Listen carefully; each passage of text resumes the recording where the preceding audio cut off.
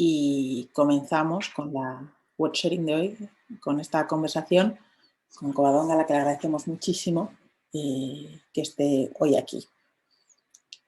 Sí, no sé si Soledad se ha conectado, si no, aprovecho que sé que están, como os decía, los alumnos del máster en diseño de interiores, mis alumnos, que les digo hola, que no me ven desde que les daba clase, y otras por ahí de primero y de segundo, y no sé si Gracia quieres hablar, o lo hago yo, un poco de qué es Women in Office Design y por qué estas juventudes, estas futuras profesionales, se tienen que apuntar, se tienen que hacer miembros de la plataforma, o por lo menos se tienen que unir con nosotras a los web sharing a aprender del resto de socias y de profesionales que traemos a estos foros. Pues no, si quieres ya explico yo un poquito lo que hacemos en la asociación. Pues Women in Office Design es una asociación que nació en Londres y Soledad Soledad Berbegal cogió el testigo para traerla aquí a España y es una asociación que básicamente promueve dar visibilidad al trabajo de las mujeres de diseño de espacios. En Inglaterra se ciñe mucho más a solamente diseño de oficinas y en España pues somos un poco más flexibles, incluimos hospitality, bueno, todo lo que es contract, espacios de trabajo y hospitality. ¿Por qué? Porque el mercado no es tan grande como el mercado inglés y bueno, quizás solo la oficina se quedaba un poco corto, pero bueno, la verdad es que hacemos muchas cosas relacionadas con los espacios de trabajo y damos visibilidad pues, a mujeres que trabajan en este sector, explicamos lo que hacen, su carrera, también como manera de ser referente a muchas jóvenes interioristas o arquitectas que se están formando y que puedan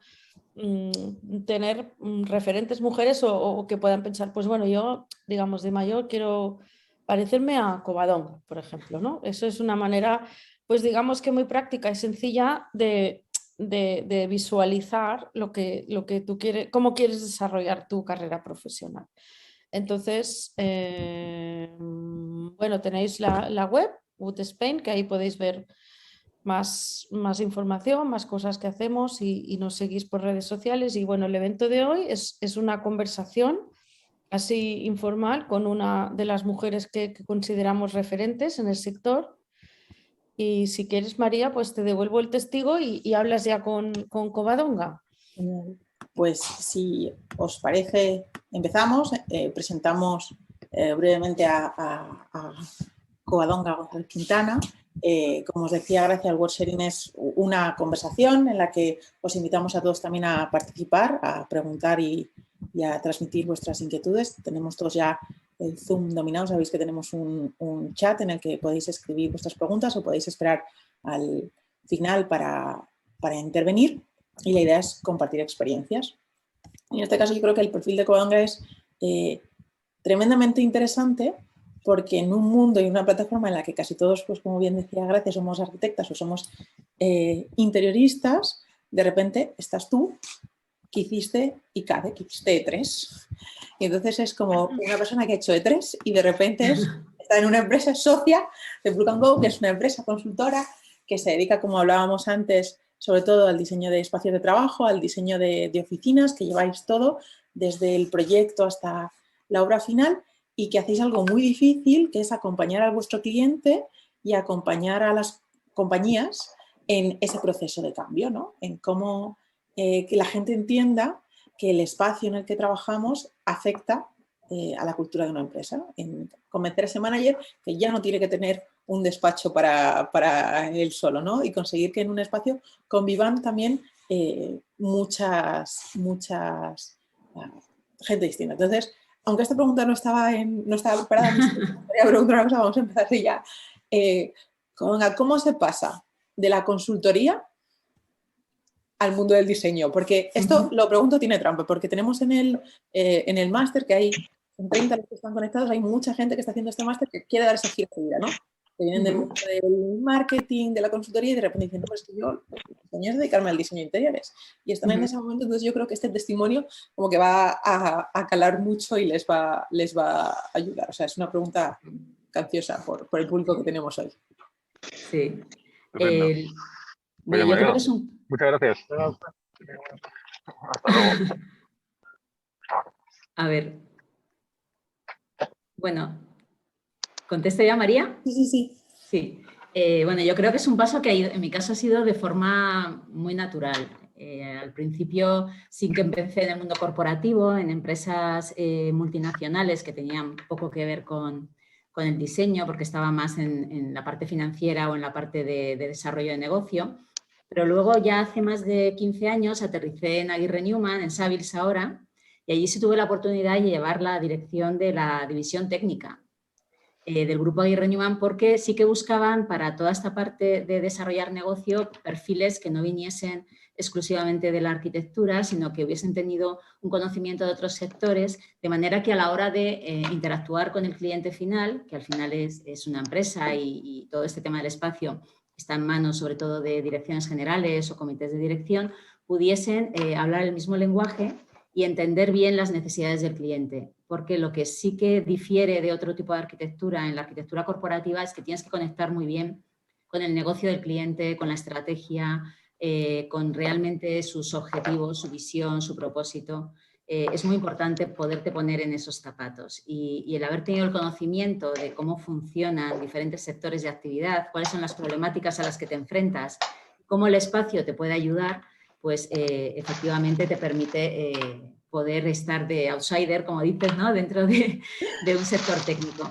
También creo al final que mi formación también tiene una parte de humanidades, que al final creas buenas sinergias con equipos técnicos y equipos de arquitectos, diseñadores, con lo cual al final vas de equipo de trabajo, ¿no? Yo apuesto totalmente en que no es tan importante la formación base que tienes, sino la experiencia que vas acumulando a lo largo de los años y cómo puedes ir aterrizando en sectores, aunque no sean puramente propios, y generando soluciones trabajando en equipo. Entonces, en ese sentido, nosotros sí tenemos equipos de arquitectos y diseñadores e ingenieros que al final permiten armar soluciones a los clientes.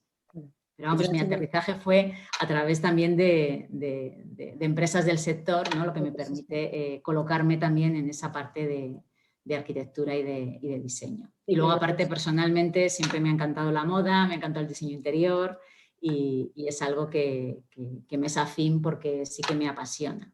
Entonces, bueno, así se han juntado todos esos elementos en los que al final he aterrizado como invitada, ¿no? en un sector donde evidentemente no ha sido mi formación académica inicial.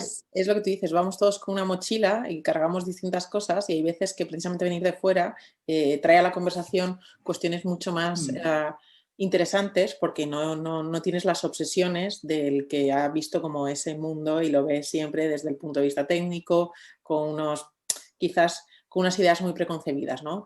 Es más abierto y en este sentido también preguntarte en todos estos años el mundo de la oficina o del diseño de interiores corporativo y de la arquitectura corporativa ha cambiado muchísimo. El último gran cambio que hemos tenido, lo estábamos comentando antes, era el teletrabajo o estos espacios, entornos híbridos, ¿no? Como esto ha sido quizás la mayor revolución en los últimos años.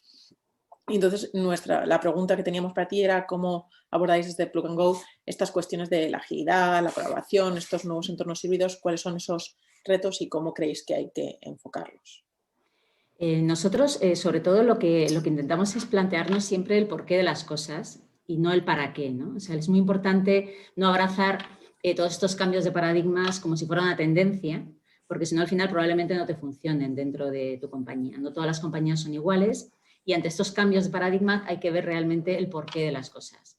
Es como si nos imaginásemos un iceberg donde encima del iceberg vas a tener todo lo que cambia, un diseño diferente, una metodología agile, una determinada visión o posicionamiento hacia afuera y dentro, la parte gorda, ¿no?, del iceberg, dentro vas a tener, sobre todo, toda la parte de el por qué haces esto, es decir, por qué han cambiado los procesos dentro de tu compañía, ya no se trabaja por silos, se trabaja de una forma mucho más operativa, cómo buscas el bienestar del equipo, cómo buscas mezclar generaciones, cómo buscas retener talento, qué políticas de liderazgo tienes en recursos humanos. Todas las compañías tienen una serie de posicionamientos estratégicos y de decisiones del por qué van haciendo las cosas, y el espacio de trabajo nos permite, como si fuese un moonshot, como si fuese una primera lanzadera, abordar esos cambios desde el por qué y no desde el para qué. Entonces, lo que hacemos siempre es dar un paso atrás y preguntar el por qué se hacen las cosas. Y desde ese por qué, trabajando en talleres con los clientes, nos permite abordar el espacio, ¿no? Sabiendo perfectamente cuáles son los objetivos estratégicos, cómo se van a abordar, qué resistencias vamos a tener, cómo trabajar esas resistencias, y a partir de ahí aterrizar realmente en el modelo de ocupación y de espacio que va a ser bueno para un cliente, porque va a poder permitirle cubrir y solucionar esos problemas a los que se está enfrentando y esas nuevas políticas. Y es así como lo trabajamos, desde esa fase anterior de consultoría. Claro, el proceso, esto es muy interesante porque vuestro cliente tiene dos clientes, ¿no? El cliente que paga, que es el manager, y luego es el usuario final, ese trabajador que está contratado por esa compañía y que tiene que ir o no. Y es interesante el incluirlos en esos procesos participativos para ver cómo lo viven, ¿no? Cómo tu usuario final, qué expectativas tiene frente a lo que le vas a hacer. Y en este sentido, vosotros en el dossier de la compañía del año pasado decíais, lo más importante de esta etapa es que la gente elige dónde quiere trabajar, o la gente tiene esa necesidad de decir, bueno, me quiero quedar en mi casa o quiero ir a la oficina. Entonces entendemos que las oficinas tienen que tener un valor añadido, ¿no? Si tú te desplazas y ya no puedes hacerlo en pijama o ponerte solo un top y debajo tienes el pantalón corto que se ha visto en los vídeos, la pregunta es, ¿qué valor añadido nosotros como diseñadores le tenemos que dar a esas oficinas para que la gente elija ir? ¿Y crees que ese valor añadido es igual para todas las generaciones? Para los senior y los más junior, o la generación Z, la generación... Aquí estamos muchas generaciones hoy, hay millennial, hay Z, o sea, tenemos gente desde los 20 años hasta los 40, los 50, o sea, ¿qué buscan esas generaciones en espacio de trabajo? Ahora mismo lo que ocurre es que la oficina, como bien has dicho, empieza a tener, parece, ¿no?, como menos relevancia, a no ser que ocurran cosas. Porque ahora mismo con este cambio de paradigmas, que también habría que estudiarlo, si realmente ha habido un cambio sería otro debate, ¿no?, un cambio tan grande como el que pensábamos cuando estábamos encerrados en pandemia. Pero sí que es verdad que al final la oficina tiene que ser un lugar destino, es decir, un lugar destino al que voy y voy para algo.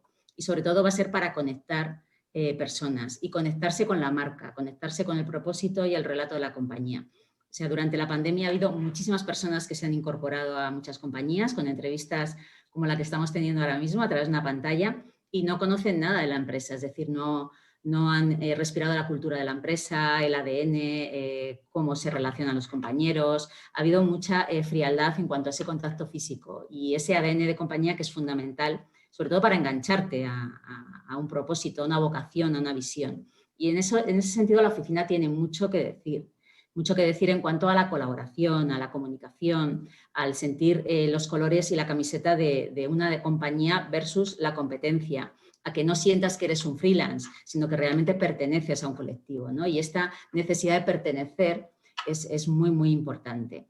Hay un tema bastante curioso. Cuando estuvimos en pandemia, hay muchos coach y gente que realmente habla del mundo empresa, que sobre todo uno que a mí me encanta, que es Simon Sinek, que ponía en cuestión la pirámide de Maslow, que yo creo que es un tema que todo el mundo habla siempre de la pirámide de Maslow, de la autorrealización y de todas estas etapas, ¿no? Y decía que era curioso que la comunidad se hubiese puesto, Maslow la hubiese puesto después de la seguridad, ¿no? O sea, primero comer todos los días, luego la seguridad y luego la comunidad y el arraigo, ¿no? Cuando realmente lo que se ha visto en este cierre que hemos tenido es que la comunidad era súper importante. Entonces, generar comunidad es muy importante y no se genera a través de una pantalla, sino que es importante hacerlo en un lugar. Y ese lugar debe de permitir albergar todas estas generaciones que decías. Es verdad que el tema generacional es muy diferente. Les resulta más fácil el modelo híbrido a generaciones mucho más jóvenes, la generación Z que comentábamos, porque también son perfiles que están más acostumbrados a no tener la propiedad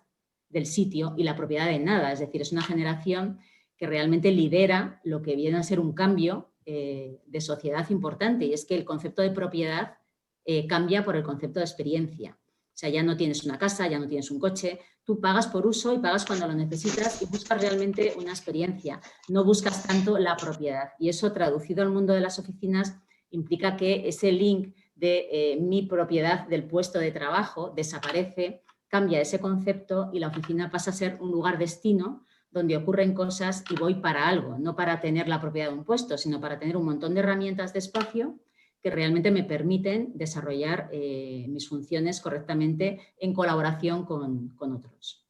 Entonces, en ese sentido sí que cambia, ¿no? este paradigma. ¿Y qué tipos de espacios crees que son ahora como los que están más necesitados en la oficina? Ahora que ya no tenemos la cultura tan española, por otra parte, de calentar la silla, ¿no? De hecho, estoy aquí, este es mi sitio, esta es mi mesa, tengo la foto de la comunión de los niños, o sea, esas cosas tan de antes, ¿no? De otras generaciones. ¿Qué tipo de espacios demandan estos usuarios? Y cómo esos espacios también son capaces de generar bienestar, que yo creo que este es otro tema clave, ¿no? Tú cuando vas a esa oficina en la que demandas tener esa relación con tus compañeros, quizás ese poder tomarte un café, ¿no? Que es lo que es tan difícil de hacer online, y ese bienestar físico y emocional de la pirámide, ¿no? De sentirnos acompañados y sentirnos parte de algo, de que pertenecemos a una tribu, a un rebaño, como lo queramos llamar. En vuestra experiencia es eso, ¿qué tipo de espacios demandan ahora las oficinas que no había antes? Y cómo podemos potenciar el bienestar de los empleados en ese espacio físico que estamos diseñando. ¿Qué factores tienen que tener en cuenta los diseñadores o todas las socias que nos quieran ver hoy, y amigos, no socios, pero amigos que quieran dedicarse al espacio de oficinas? Pues mira, a nivel de espacios, lo que más se demanda ahora mismo son los centros neurálgicos, donde realmente puedan suceder cosas dentro de una oficina.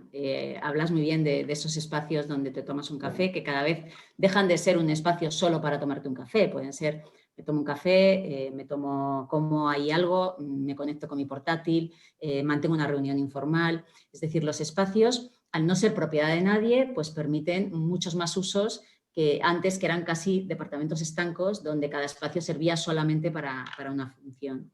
Desaparece también el mismo concepto de puesto fijo con mi book, donde yo guardo mis cosas, aparecen ya las taquillas, que era algo que ya veníamos diseñando, pero ahora sí que cobran más fuerza, porque al poder reservar tu lugar donde trabajas, pues efectivamente tienes que tener un lugar donde sí puedas guardar tus cosas personales, tus ordenadores, documentos, etc. Salas de reuniones son súper importantes y aparecen con más fuerza todavía salas más pequeñas donde poder mantener puestos de confidencialidad o situaciones de concentración. Porque en este nuevo modelo lo que sí que ocurre es que vas a encontrarte parte de la organización en su casa, parte de la organización trabajando en la oficina, y el ruido que se genera es muchísimo mayor, ¿no? Entonces, en ese sentido, enlazo que cómo son estos espacios, pues el tema del ruido es muy importante, que es algo que también genera bienestar. Mucho más que antes, porque antes todo el mundo estaba en la oficina. Ahora mismo, al tener equipos mixtos, trabajando fuera adentro, el tema Teams, todo el tema de videoconferencias cada vez es mayor y requieren de lugares donde poder mantenerlos para que esto no sea un gallinero, ¿no? Entonces, ese tipo de espacios que te permitan una concentración, disminuir el sonido, reunirte, espacios más pequeños, porque el Teams no mantienes a lo mejor 2 personas de la oficina con otras X en diferentes lugares. Todo esto es importante. Y luego que estos espacios todos, incluso ese lugar donde me tomo un café, estén muy dotados de tecnología, que era antes algo que solamente se dejaba para determinados puntos. Es decir, la videoconferencia estaba en la sala casi de consejo, la tecnología estaba solamente en las salas muy grandes. Ahora mismo cualquier sala, por pequeña que sea, tiene que tener tecnología. Los despachos van desapareciendo también, dependiendo también del sector, es diferente un sector que otro, pero en general van desapareciendo, pero aparecen como espacios que se pueden reservar si necesitas más confidencialidad, en función también del perfil que tú tengas dentro de la organización. Entonces, los espacios digamos que van migrando más cada vez hacia espacios más colectivos, pero con este nuevo modelo híbrido también se busca espacios que acústicamente funcionen bien.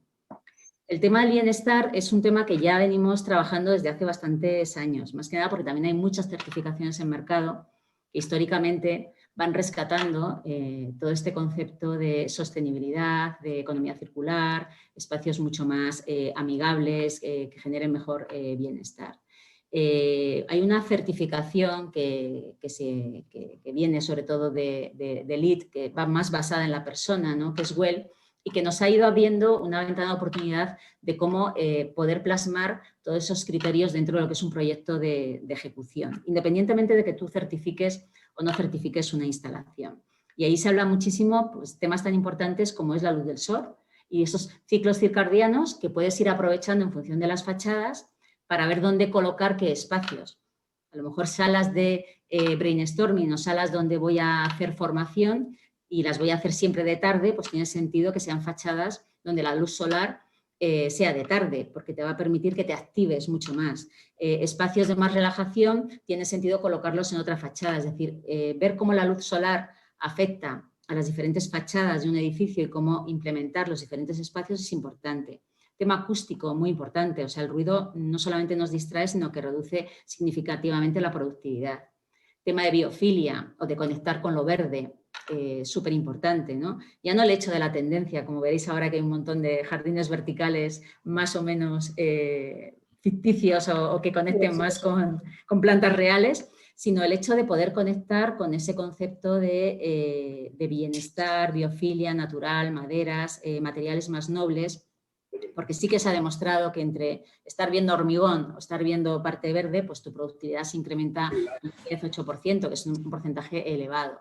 Es muy importante también la calidad del aire que respiras, esa renovación del aire, todo el tema de cumplimiento de normativa, no solo RITE, que te permite ver cómo es esa renovación, sino también el tema del mantenimiento, el tema del facilities, y llegar incluso a la ergonomía no entendida como una determinada sillería, que efectivamente casi todos los fabricantes de mobiliario de primeras marcas y ya tienen incorporado el tema de las certificaciones ergonómicas, sino también la ergonomía entendida como movimiento, cómo yo me voy moviendo y cambio la postura mientras trabajo, que es lo que realmente te permite estar activo. Y la alimentación, ¿no? La alimentación, Soledad, que es una de las que trajo, ¿no? El que comentabais al principio, Sole, pues Actiu esto lo tiene súper desarrollado, ¿no? El tema de la alimentación, el tema del movimiento, en su headquarters ahí en Castella, en Alicante. O sea que al final hay muchas compañías que incorporan hasta lo que comen las personas dentro de la organización para asegurarse de alguna manera que dan todas las oportunidades para que las personas estén sanas. Y todo esto se va incorporando al diseño, con lo cual al final no solamente estamos hablando como antes, ¿no? De un proyecto con unos materiales, unas texturas, unos colores, sino que pensamos más allá y se propone también cómo moverte, cómo circular, cómo alimentarte, etcétera, ¿no? Incorporarlo al bienestar de la persona dentro de su espacio, en este caso el espacio de trabajo. Yo creo que eso es un intangible, ¿no? Que ayuda a retener el talento y a atraer a esas nuevas generaciones a la oficina porque entienden que no es ese espacio estático, sino que se ha convertido en un espacio dinámico donde hay, pues como decíamos, distintos momentos y cuidan, y tenemos esa sala de yoga incluso de esas compañías. Exacto. Que tienen el break para que tú hagas equipo con tus compañeros mientras estás haciendo deporte, o sea, ya no es el programa de oficinas tradicional que teníamos y es un valor. Y realmente mi pregunta es, ¿vuestros clientes cuando acuden a vosotros ya tienen una sensibilidad y entienden y saben que necesitan esto? ¿O todavía tenéis que predicar y hacer esa labor de enseñar, que decías en los grupos de trabajo, y en qué resistencias os vais a encontrar para que por ejemplo, los middle managers entiendan que su gente se pare una hora a hacer yoga no es una pérdida de tiempo, sino que van a volver y su rendimiento va a ser mucho mayor? ¿Cómo es la cultura del bienestar en las empresas que encontráis? ¿Cómo es en España? ¿Está instaurada o todavía como diseñadores hay que hacer ese trabajo de enseñar a la gente las posibilidades? Pues cada vez está mucho más implementado. Sí que es verdad que hace unos años la pandemia ha cambiado mucho el chip de todas las personas. Antes sí que había que, venderlo mucho más o demostrarlo a través de análisis de productividad, de bienestar, etcétera. Pero sí que es verdad que en los últimos años y la pandemia ha sido un gran dinamizador. Sí que vemos que los clientes sí que están muy interesados en que el espacio de trabajo, al ser destino y tener que ir a la oficina para algo, incorpore este tipo de actividades que comentabas o este tipo de ruptura de los paradigmas tradicionales. Es decir, que la oficina al final te permita tener un montón de herramientas para trabajar mucho más a gusto, para diferenciarte también en cuanto a la hora de captar talento de otras marcas que no lo tienen y que sea un salario emocional. Sí que en ese sentido se ha trabajado mucho porque han cambiado mucho también los modelos de liderazgo de las grandes compañías a lo largo de estos últimos años. Entonces, cada vez cuesta menos, aunque sí que es verdad que luego, a la hora de la verdad, después de hacer todos estos workshops que comentaba, estos talleres, a veces te encuentras con un montón de resistencias, ¿no? a cosas muy tradicionales, como perder el despacho o perder incluso el book de una mesa, ¿no? Y tener una taquilla o tener que reservar un puesto y no estar siempre sentado en el mismo sitio. Es decir, yo creo que teóricamente estamos muy acostumbrados a proyectar y a pensar que me veo ahí, me encantaría, qué bonitas las oficinas, me encanta, pero luego cuando ya te afecta, pueden acabar saliendo resistencias del siglo pasado que no tiene mucho sentido cuando realmente estás comprando que te gustaría trabajar de esa manera, ¿no? Entonces, cuesta esa formación y esa ruptura del sentimiento de propiedad que tendemos, yo creo que como mamíferos, a marcar sobre un territorio, ¿no? Pero luego sí que es verdad que se rompe... Los símbolos de estatus, ¿no? El equivalente al coche, al bolso, te están quitando el despacho que tardaste 20 años en ganar, ¿no? El tener tu despacho, tu cajonera con llaves que es como mía para mis cosas. Totalmente. Totalmente. Estamos en el sector de la educación y tenemos como esas cuestiones como más, y aún así cuesta. Entiendo que cuesta no, mucho. Sí, que no es tanto la presencia como el símbolo de lo ganado después de tantos años de sacrificio. Convencer a la gente de que no te define, que es lo que decías antes, que la generación Z, los más jóvenes, incluso cómo ellos compran o cómo consumen las marcas, lo ven distinto, ¿no? El estatus ya no está en un logo, en un bolso, en un coche, sino en esas experiencias que tiene. O sea, que al final es cómo consumimos, es también cómo consumimos espacios, parece, ¿no? Que no nos diferenciamos tanto en esas cuestiones. Sí, está bastante alineado todo, la verdad. Y en ese sentido, en vuestra experiencia, que vosotros habéis trabajado con infinitas empresas más grandes y más pequeñas, ¿cuál ha sido el reto más difícil al que os habéis enfrentado en estos años en el sector?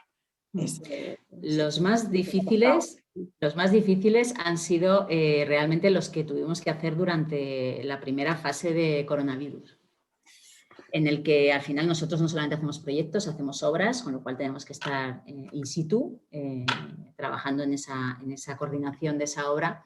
Y los protocolos, sobre todo cuando estaba todo el mundo encerrado, los protocolos cambiaban cada segundo, era bastante agobiante. No sabes si realmente te estabas jugando la vida, no te la estabas jugando. O sea, el miedo que había colectivo hacía que la gestión de una obra en plena crisis, cuando estábamos encerrados totalmente en España, fuera bastante complejo, no tanto por la dificultad de las obras, sino por la dificultad de cómo cambiaban los protocolos de seguridad y salud en el trabajo y esa sensación de agobio. Sobre todo porque nuestro sector fue esencial, la construcción no se paró en ningún momento y seguían las obras y los contratos te obligan a terminar en un plazo, con lo cual no podías parar y la verdad es que te sentías un poco como mandando a la gente a la guerra, ¿no? Aunque suene ahora surrealista lo que estoy diciendo, pero sí que es verdad que si nos acordamos todos cómo íbamos al supermercado, pues imaginemos, ¿no? Las obras de implantación además que se juntan muchos oficios en espacios relativamente pequeños, es difícil manejarse con protocolos muy ambiciosos de seguridad y al final la verdad es que ese fue el principal reto de dificultad, el poder abordar esos proyectos en esa situación.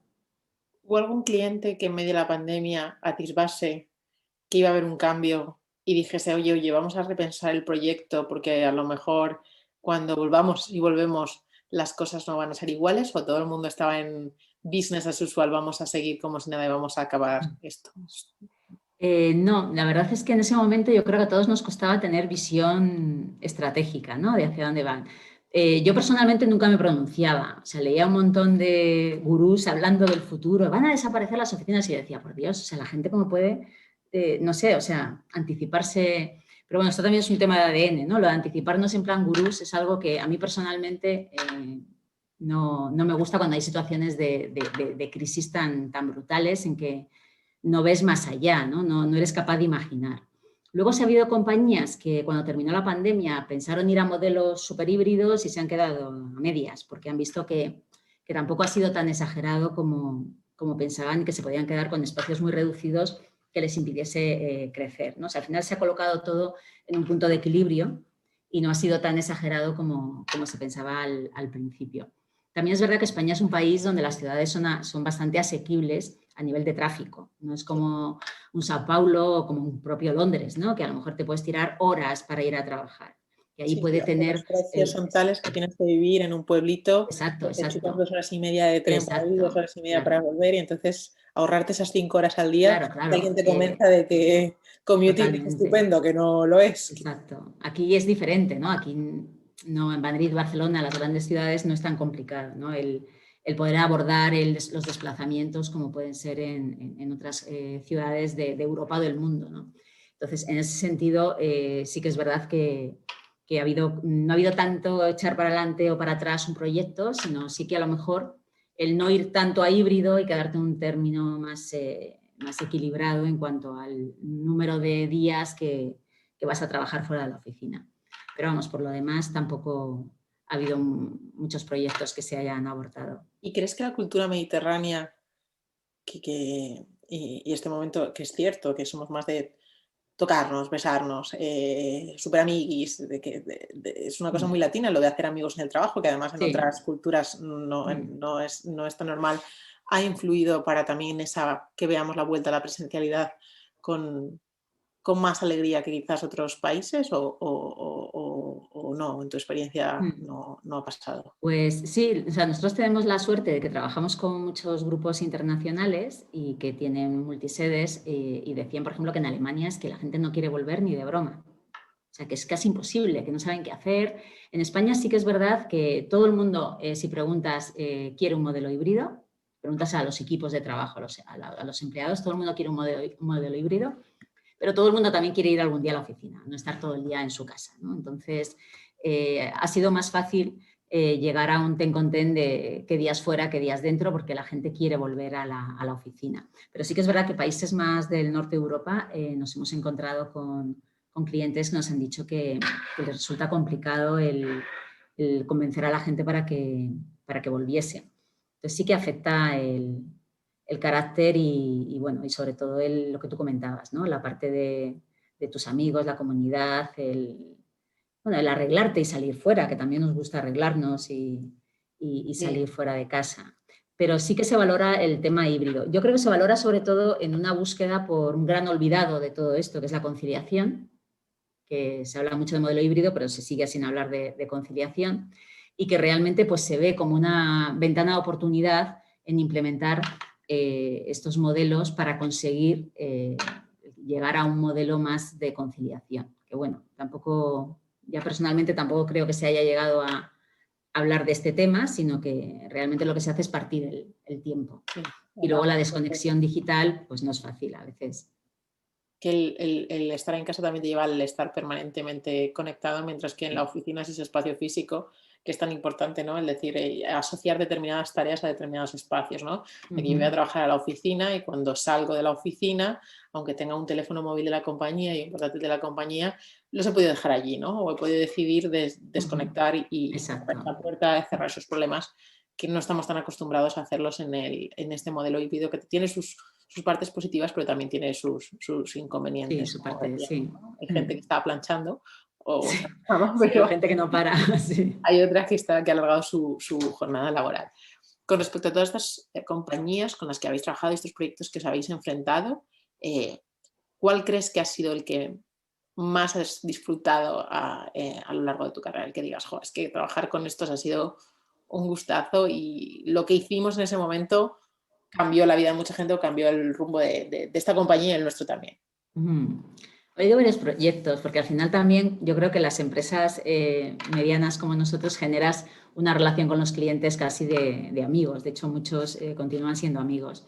Hay un proyecto que tenemos mucho cariño, que es Cónica Minolta, que hicieron un cambio de sede de la zona de Julián Camarillo, que es una zona semi-industrial, a un edificio en Campo de las Naciones, rehabilitado por Colonial, maravilloso, y fueron allí a crear un concepto no solamente de modelo de ocupación totalmente diferente a lo que venían teniendo en la zona de Julián Camarillo, que era mucho despacho, espacios muy cerrados, una zona muy industrial, todo espacios abiertos, fuera los despachos, etcétera, sino también crear un gran showroom que sirviese de punto de encuentro para empleados y para proveedores, partners. O sea, se hizo un proyecto muy bonito, pero sobre todo es que la relación con el director de Recursos Humanos, que es Rogelio Iglesias, fue fantástica. Entonces, se generó además una visión del proyecto desde el área de Recursos Humanos, que es muy importante, ¿no? Desde la parte de talento, organización, que lo convirtió en un proyecto que fue una gozada, ¿no? Porque estás pensando en personas desde el área de personas, ¿no? Entonces, al final se generan unas sinergias muy interesantes a la hora de diseñar y a la hora de incorporar esos nuevos modelos de liderazgo, de cómo favorecer la comunicación, el no trabajar entre silos, etcétera, que es muy, muy gratificante cuando estos proyectos se lideran desde esos departamentos de recursos humanos. Y este es un proyecto al que tengo mucho cariño. Otro proyecto que yo creo para nosotros ha sido un punto de inflexión importante ha sido con Globant, que es uno de los grandes unicornios argentinos que tiene sedes a nivel internacional. Valoran muchísimo el espacio de trabajo como un salario emocional y hemos aprendido un montón con ellos porque trabajan la arquitectura como se trabaja más en América.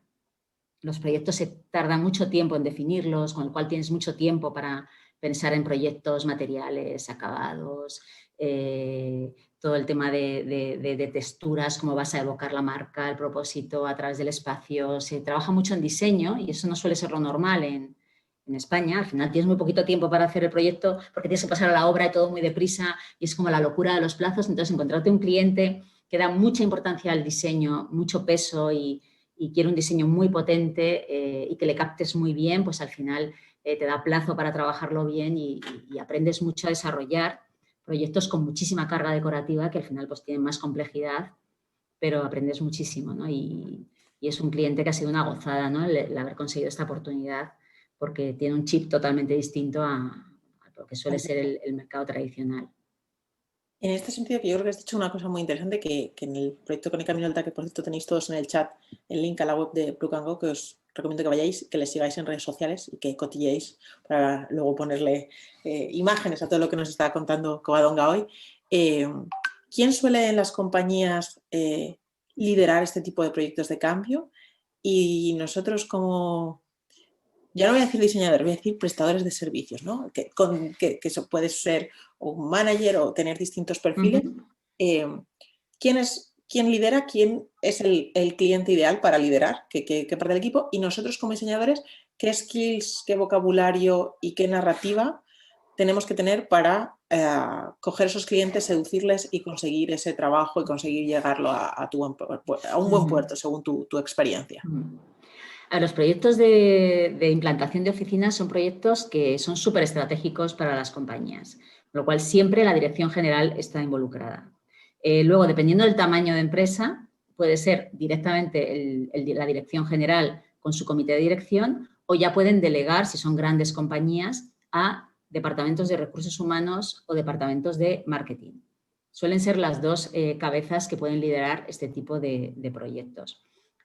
Algunas de las grandes del IBEX pues lo dejan en manos de departamentos más de facilities. Pero lo ideal es que realmente sea dirección general, recursos humanos y todo el equipo de marketing y comunicación, porque hay una parte de propósito de compañía, de relato de compañía que hay que volcar a través del diseño. Y no me refiero a colores, me refiero a cómo evocar tus valores de marca a través de un modelo de ocupación, una forma de definir el espacio, de incorporar materiales, no el color del logotipo, ¿no? Sino de cómo lo sientes y cómo lo percibes desde que entras por la puerta. Entonces, sí que son estos los departamentos. O sea, entonces, el lenguaje pues es un lenguaje que va muy vinculado a que tú hayas entendido dónde está la compañía en ese momento. Por ejemplo, hay compañías que el momento en el que están es una salida a bolsa. Eso marca efectivamente un lenguaje con tu interlocutor, porque son compañías que van a crecer, son compañías que pueden ser compradas por otros. Es decir, hay una serie de estrategia de negocio que al final te permite conectar, porque entonces el cliente no espera eso, ¿no? Es un poco también, yo creo que es uno del valor nuestro como compañía, ¿no? El hecho de que al estar mezclados perfiles tan diferentes podamos ir con un lenguaje, no solamente hablando de diseño, que es lo que vas a tener, sino cómo ese diseño te ayuda a que tu compañía mejore en su proceso de salida o mejore en su modelo de organización. Hay compañías que realmente cuando les preguntas, su problema principal es que están ahora mismo en un cambio de modelo de liderazgo. Es decir, compañías que se han anclado mucho en un modelo jerárquico y pasan a un modelo mucho más de puesto intermedio, donde la toma de decisiones se hace más de forma matricial, y es importante conectar con este lenguaje porque eso condiciona la forma en la que el diseño te ayuda, ¿no? Entonces, al final, yo creo que esto los diseñadores, los arquitectos lo estudiáis mucho, ¿no? Yo creo que es un tema importante de la carrera, el que se os prepara para pensar en problema-solución. Entonces, el problema-solución, el discurso no es solamente en cuanto al espacio, sino problema empresarial, solución del espacio como herramienta para dar una respuesta a ese problema empresarial. Ese es un poco el lenguaje, ¿no? Conectar y escuchar muy bien en qué momento histórico está la compañía para rescatarla de ese momento y darle soluciones a través del espacio, que es donde vamos a aportar ese valor. Yo creo que eso, fíjate, cuesta mucho enseñarlo, o normalmente los currículums no lo dan.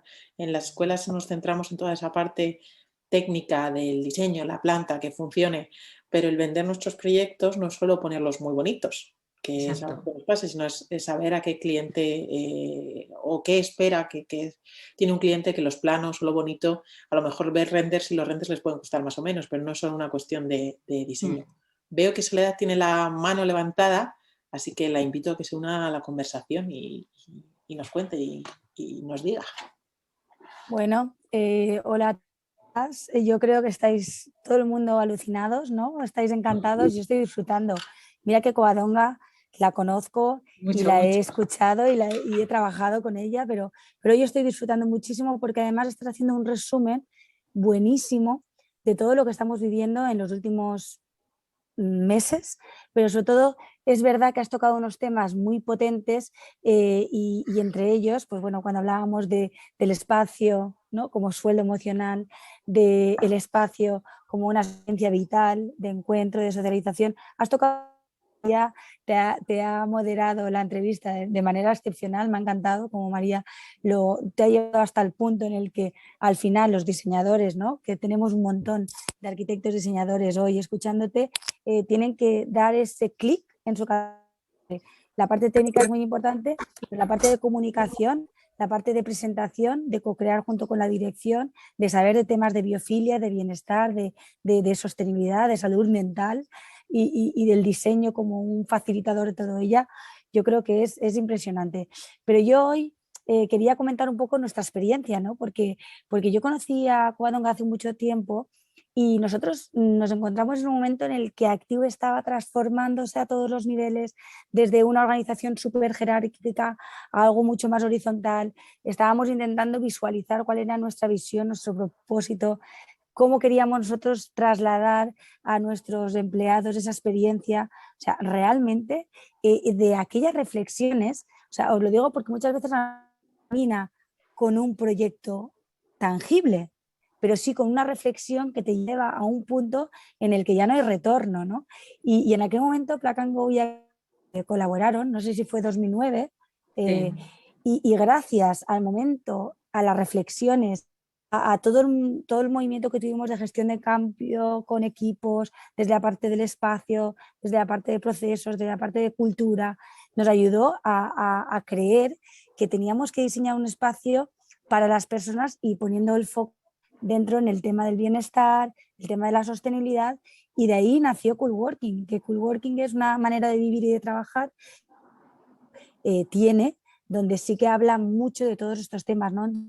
Me parece muy interesante el trabajo que hacéis desde la parte de consultoría y por eso teníamos tanto interés de que vinieras hoy a contarnos tu experiencia y porque ese mix de diseñadores, de gente de empresa, de economistas, de sociólogos, de gente que está en la parte de ingeniería.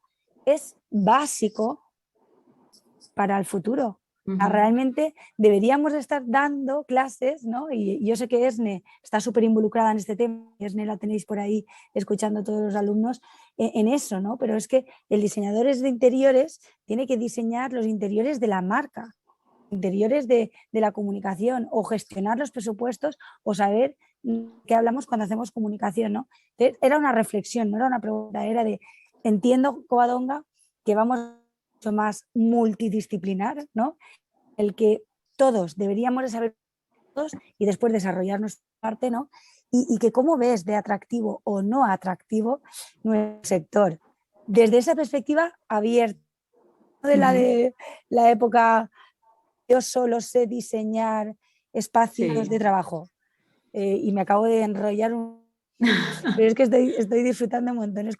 Sí, no, es muy interesante lo que dices de equipos multidisciplinares y de cambiar el lenguaje, porque ha cambiado radicalmente. Estamos en la era del hiperrealismo a tope, o sea, de la imagen por la imagen y del metaverso ya. O sea, yo me imagino ya dentro de unos años prácticamente poniéndote unas gafas y buceando. Vosotros además en Activo habéis trabajado mucho, ¿no? en esto de las realidades virtuales y al final eso cambia el discurso. Ya no es igual que cuando antes vendíamos un proyecto con un croquis a mano alzada, con imágenes de referencia, con un panel de acabados, donde el cliente se tenía que enamorar de las palabras y realmente se tenía que imaginar cómo iba a quedar eso. O sea, ahora mismo es imposible vender un proyecto si no renderizas, sacas 3D, vídeos virtuales, etcétera, con lo cual el lenguaje ya no es contar y enamorar en el proyecto, porque es que lo está viendo prácticamente cómo va a quedar. O sea, es que ves hasta la textura de cómo va a ser una determinada pared. Entonces, eso es un cambio para las nuevas generaciones de arquitectos, diseñadores que os estáis formando brutal, porque cambia el lenguaje que acompaña la imagen. Es decir, el lenguaje entonces tiene que ser otro. Ya no vale el hablar del proyecto, de cómo va a ser ese croquis, enamorar de cómo va a ser para que el cliente se lo imagine, sino que ya el cliente está generando a través de la imagen una expectativa y tienes que aprender a gestionar esa expectativa y a vincularla con un para qué va a servir todo esto y el por qué, sobre todo, lo hacemos así, ¿no? Entonces, eso es importante porque ahí tienes que conectar totalmente con el posicionamiento estratégico de cómo ayuda esa imagen a la empresa y cómo la va a ayudar para dinamizar todos los procesos y toda la estrategia corporativa que tengan. Y ahí es importante formarnos en otro tipo de lenguaje, ¿no? No solamente además, el lenguaje del diseño, sino el lenguaje de empresa. Incluso cuando hablamos de cómo es la cultura cuando no vives en ella, cuando a lo mejor la tienes que hablar a través del metaverso. O sea, es que al final es verdad que tenemos que tener esa mente súper abierta y sobre todo la colaboración, ¿no? Yo creo que industria, diseñador, ingeniería, perfil de empresa, esto que probamos muchas veces desde Wood, ¿no? de esta comunidad que tiene todo un propósito para la vida de la gente en el trabajo o en entornos efectivos, al final es así. Y sí que es verdad, ¿no? que tenemos que ponernos las pilas. Pero bueno, yo creo que alguno de los que, o alguna persona de las que tenemos por aquí, seguramente te va a querer preguntar. Yo no quiero más la atención. Y yo creo que este momento queremos que estos wood sharing sean breves e intensos, que nos quedemos todos con ganas de más. Creo que ha quedado claro que el consejo para todo aquel que quiera dedicarse al diseño de oficinas es que no solo tenemos ya que modificar nuestro lenguaje y cómo nos enfrentamos a ese cliente, que nuestros proyectos ya no solo vale hablar de nuestros proyectos. Y estoy convencida, como decía Sole, que de los que todos conectados, alguno tendrá una duda o una reflexión, algo que quieran compartir. Yo espero que los de máster estéis como más animados diciendo, bien, ese marketing que hice me va a ayudar a enfocar mi carrera profesional como diseñador de interiores y acabo de ver un referente y yo quiero ser como Covadonga. No sé si hay alguien que quiera compartir algo. Un momento, he nombrado ESNE, pero no he nombrado, tenemos a gente de Barreira. No sé si conocéis la escuela de Barreira en Valencia, que también está cada vez más entrando en diseños de espacio para trabajar, en pro del bienestar. También tenemos por aquí a muchos arquitectos y diseñadoras, diseñadores. Ana de Cucu. y que me estaba lanzando algún mensaje. Ana de Q4 es WELL AP, además es una especialista en temas de biofílico y bueno, yo creo que todo lo que estabas contando antes sobre la biofilia, ¿no? Pero más allá de la naturaleza, las ondas, las luces, me estaba diciendo, madre mía, qué necesario, ¿no? Que todo el mundo hable de lo mismo. No sé si estás por ahí o si te has desconectado. No la veo. Bueno, pues súper interesante lo que están dando perspectiva del diseño biofílico para todo tipo de espacios. Ellos empezaron en las casas que te cuidan y ahora están hablando de los espacios que te cuidan. ¿Que el espacio te cuide? Pues sí, ¿no? Claro que sí. No sé si alguien se anima. Arantxa. Hola. Vale, bueno, si no que vaya Arantxa. Yo me... Adelante. Rebeca, que están ahí, que nos hablen. ¿Les cedes el turno? Los alumnos, como son alumnos, pues obviamente no van a decir nada, pero yo quería dar las gracias porque la verdad es que ha sido súper interesante la charla. O sea, yo tengo un folio lleno de apuntes y no sé, sí que es verdad que hay una cosita que simplemente quería hacer un apunte de esto último que has hablado, del tema de los renders, que me ha parecido muy interesante, porque has dicho que bueno, como que ya no hay que enamorar tanto con las palabras porque hay una imagen y se genera una expectativa que luego hay que cuidar y demás. Me gustaría simplemente puntualizar que yo creo que sí que hace falta seguir enamorando con las palabras porque al final una imagen si no puede ser algo muy vacío y que tiene que estar fundamentado, ¿no? O sea que sí que es verdad que hay mucha impaciencia por parte de los clientes de querer ver ya el resultado final, pero creo que hay un proceso muy importante previo que no se puede perder porque si no al final el resultado es eso, se queda mucho más vacío, ¿no? Que supongo que estarás de acuerdo, simplemente como... Sí. Sí, me refería sobre todo a que cambia el lenguaje, ¿no? Cambia en cómo se vendía antes o cómo se comentaba ese proyecto antes.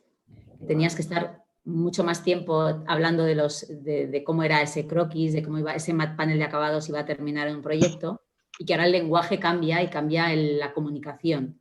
No porque desaparezca, sino porque es diferente, ¿no? La forma en la que tenemos que llegar a explicar ese concepto. Cambia el foco, ¿no? Ya no es... Sí. ¿Pero imaginas lo bonito que te va a quedar? No, ya está viendo lo bonito que le va a quedar este. Sí, es más ver bien hablar poesía. El concepto creativo, o sea, es más parecido a... si habéis trabajado con agencias de publicidad, es más parecido a cómo hacen las agencias, ¿no? Las agencias siempre hay un resultado final de cómo va a quedar esa campaña, pero es cómo venden ese storytelling hasta llegar a la campaña, que tiene mucho más que ver con la estrategia que con el resultado al final. Entonces, es un poco copiar de toda esta forma de comunicación y de cómo vas a contar el relato, y aunque luego desemboque en un diseño. Genial. Millones de gracias. Una pregunta. A nosotros, por ejemplo, cuando diseñamos restaurantes, últimamente está habiendo una tendencia muy grande de que los clientes siempre nos piden que hagamos un sitio instagrameable o que tengamos en cuenta en cómo eso se va a mostrar de cara al público. ¿En diseño de espacios de oficinas pasa también? Porque al final es un espacio mucho más reservado y más privado dentro de que es un espacio público. ¿Pero a qué te refieres? Perdona, es que no te he oído lo primero. No, que a nosotros, por ejemplo, en el estudio en el que trabajo yo, hacemos sobre todo restaurantes. Y estamos viendo que muchos clientes nos piden que haya un espacio que sea instagrameable, o sea, que se pueda subir a las redes y tal. Pero hay un diseño que se está haciendo teniendo en cuenta la pantallita a través de la cual se va a ver.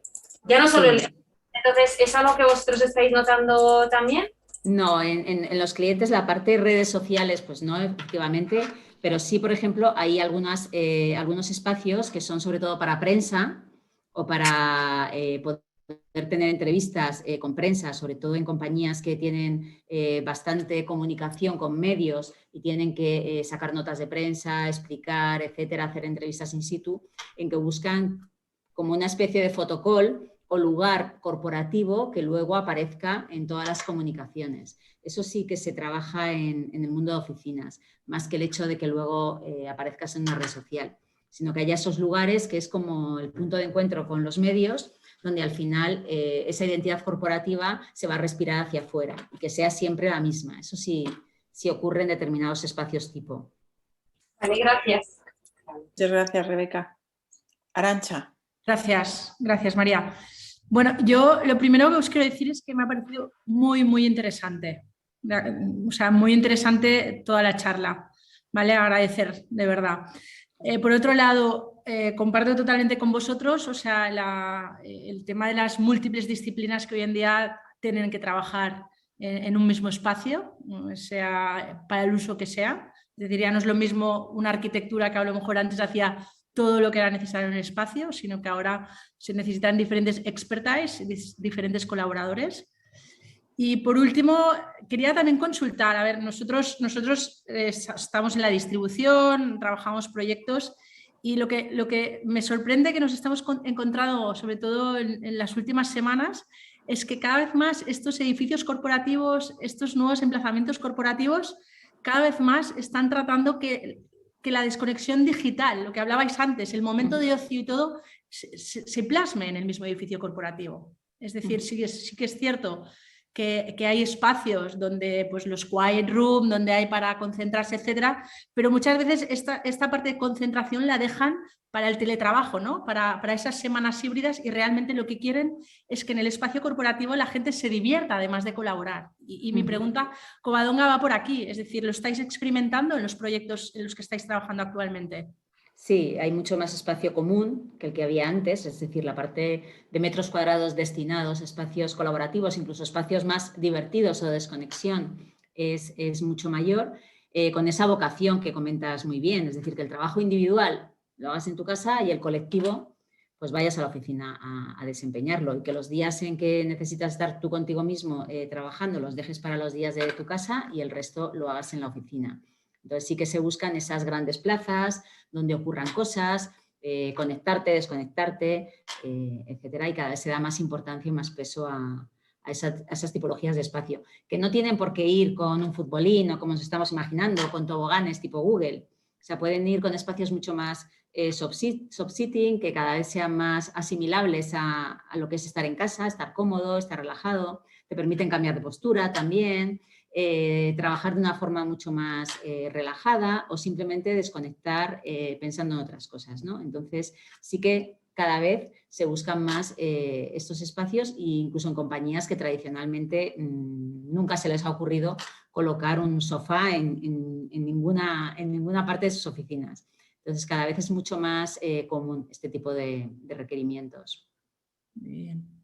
Yo sí que quería decir, antes de que terminamos, porque sé que estamos ahí ya llegando a las 8 y no queremos dejarlo más hasta más tardar, que, bueno, Covadonga, tú también estás viendo que es verdad que el mundo corporativo, el workplace ha ido por delante en algunas cosas, ¿no? Y desde la pandemia, pues tenemos hoteles que quieren ser espacios de trabajo, tenemos restaurantes que quieren ser coworkings, o sea que creo que de lo que hemos hablado hoy aquí, ¿no? Tanto como el tema de la sostenibilidad, de economía circular, bienestar, el tema de poner a las personas en el centro como lugar de encuentro, es algo que se va a trasladar a otros sectores, ¿verdad? Tú, Sí. para terminar, como modo de potencia, ¿no? En el que nos encontramos ahora, ¿crees que hay otros sectores que están entrando en esta dinámica? Hay otros sectores que entraron con mucha fuerza cuando estábamos viendo cómo era la pandemia, ¿no? Y sobre todo también había una parte muy de buscar soluciones de usos a un espacio que estaba vacío, como era el tema hotelero, más que el hecho de que vaya a ser una vocación de cara a futuro. Pero sí que es verdad que esa ruptura que había antes de hogar, trabajo, hotel, va desapareciendo en cuanto a diseño, y cada vez todo es una línea mucho más difuminada, donde la persona se va moviendo en diferentes espacios y va sintiendo que los espacios no tienen esa ruptura tan abismal en cuanto a su composición y en cuanto a su estética incluso, ¿no? Sí que los espacios están más interseccionados, y cada vez sí que puedes encontrar lugares para trabajar en un hotel, lugares que te recuerdan a tu casa en unas oficinas, lugares de trabajo en tu casa. Es decir, cada vez se busca el que la persona, como bien has dicho, que esté en el centro y vaya eligiendo herramientas en función de los movimientos que vaya teniendo por diferentes tipologías de espacio. Luego aparecen también esos denominados terceros lugares, ¿no? Como esos espacios que puedo alquilar por horas a lo largo de la ciudad y que impide que me desplace al otro lado de la ciudad para ir a trabajar, etcétera. Pero bueno, también están, yo creo que son espacios que también, dependiendo del tipo de ciudad en la que te encuentres, tendrán mayor peso o menor peso, ¿no? Por el tema del tráfico también y toda la circulación. Ah, claro. Pero sí, cada vez hay menos. Gracias. Para ser fieles a nuestro horario y tenerlo, como decíamos, breve pero intenso, yo creo que cerramos aquí. Quiero agradecerte, Covadonga, esta charla que ha sido increíble. Creo que hemos aprendido todos muchísimo, que nos vamos con mucho en lo que pensar. A todos los que os habéis conectado y a todas, daros las gracias por haber pasado esta hora con nosotros hoy. Animaros a ir a la página de Plug and Go a ver más de sus proyectos y a visitar también la página de What Spain para ver la asociación y qué es lo que hacemos y, como os decía Gracia al principio, apoyar esta visibilización del rol de la mujer en el espacio de oficina y contracts, y os animamos también a todas a haceros socias de la plataforma y a poder participar en futuros eventos como este y en otros muchos que hacemos. Y sin más, bueno, pues, esto se merece un aplauso, ¿no? Por María, que lo ha hecho genial, y por Sí, Covadonga, María, muy bien. ¿no? Covadonga, que Gracias, Sobre María, todo por Sole. Covadonga. Y Gracias a Gracia que ha vosotras. introducido. Un Bueno, pues placer. nada, chicas, un placer. Muchas gracias. muchas gracias, por Covadonga, todo. por todas las Gracias. explicaciones. Gracias. y muchas Muchas gracias. gracias Bueno. por todo. Nos vemos en la próxima. Gracias por Nos todo. vemos. Adiós.